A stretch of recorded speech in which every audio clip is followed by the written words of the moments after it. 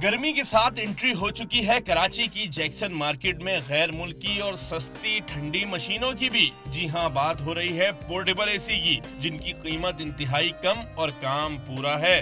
कमरे को ठंडा करने के लिए ये एसी गरीब और मुतवस्सित तबके की जेबों पर भारी नहीं पड़ते। बाहर गर्मी बहुत है, इधर इसी गर्मी ठंडी खाने के लिए घर के लिए भी ले रहे। बाहर के तो मुख्तलिफ रेट है, मतलब ज़्यादा है वहाँ के बनिस्बत यहाँ के। इस मार्केट में ये है कि आपको यूज़ में चीज़ भी मिल जाती है अच्छी, और ये बाहर से आते हैं यहाँ पे तो कम पैसों में आपको अच्छी चीज़ मिल जाती है यहाँ पे। फरोख्त करने वालों का कहना है कि इन एयर कंडीशनर्स की खुसूसियत ये भी है कि ये कम वोल्टेज पर भी चलते हैं और बिजली भी कम खर्च होती है।